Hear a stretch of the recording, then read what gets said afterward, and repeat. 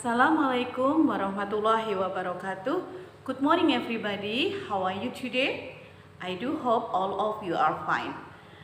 Selamat pagi anak-anak. Pagi ini kita akan melanjutkan pelajaran kita, pembahasan kita yang sudah pernah kita pelajari di kelas 8 semester 2 dan sekarang kita akan ulang lagi di kelas 9 semester 2. Apa itu anak-anak? Yaitu teks naratif. Tetap semangat untuk belajar bersama Bu Harti dan saya yakin, Ibu yakin kalian tetap akan bisa mudah memahami materi ini.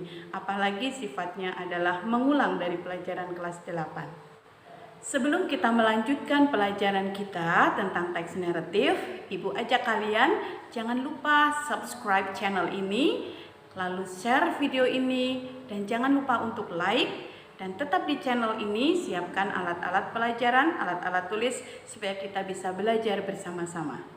Anak-anak, tadi kita sudah menyampaikan bahwa hari ini kita akan belajar tentang teks naratif.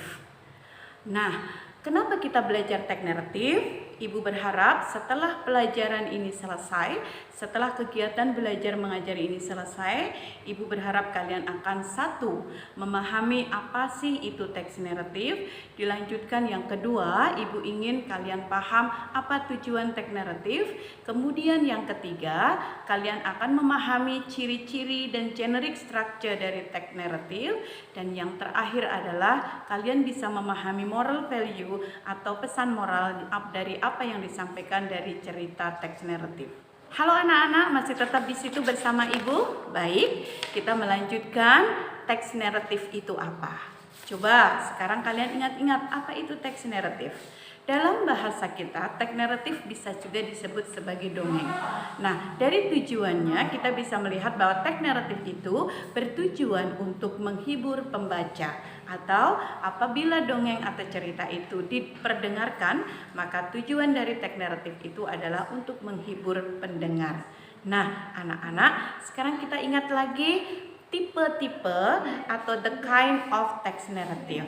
Ada berapa anak-anak? Ada 4. Bagus, masih ingat.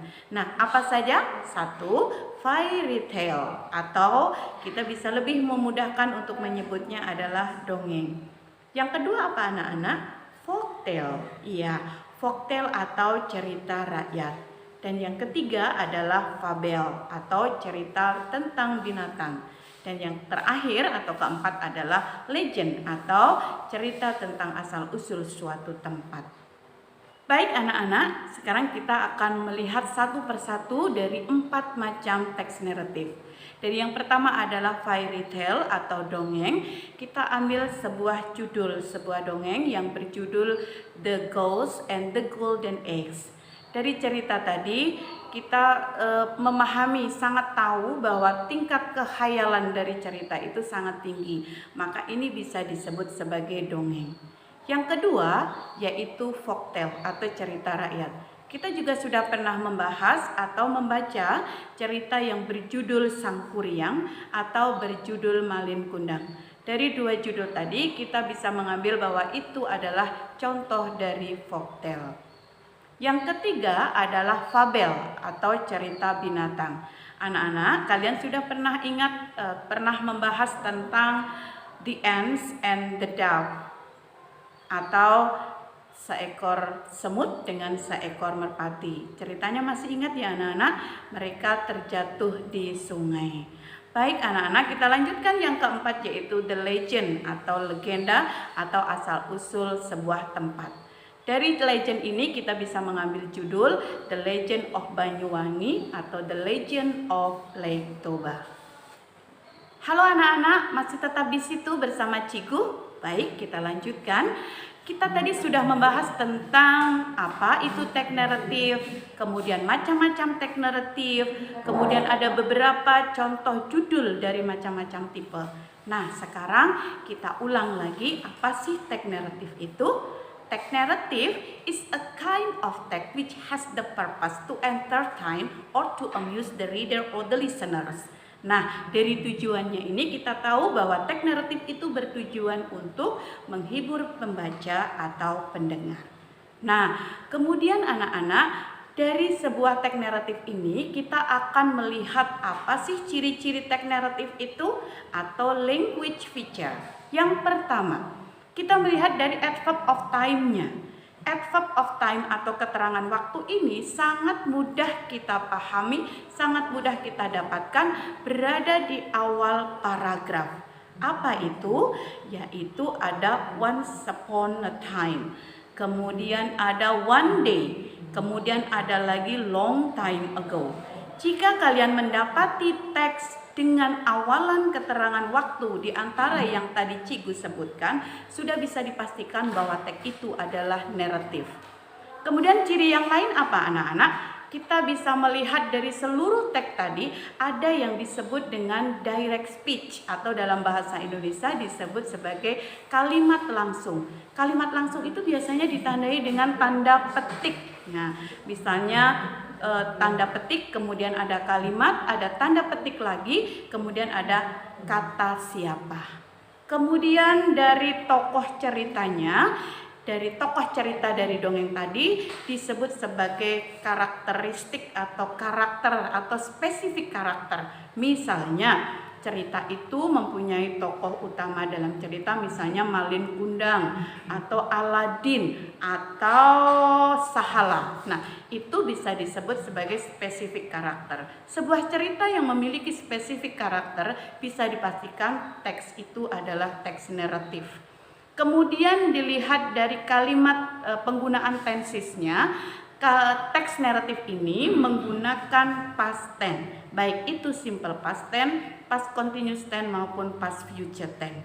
Kemudian dilihat dari action verbnya, teks naratif menggunakan action verb bentuk kedua. Nah, untuk memudahkan apabila kalimatnya menggunakan kata kerja yang beraturan, maka kata kerja yang digunakan biasanya menggunakan akhiran ed. Baik anak-anak, coba kalian mereview kembali pembahasan Ibu pada saat kalian berada di semester 2 kelas 8. Tentang apa? Tentang ciri-ciri teks naratif. Baik anak-anak, kita lanjutkan.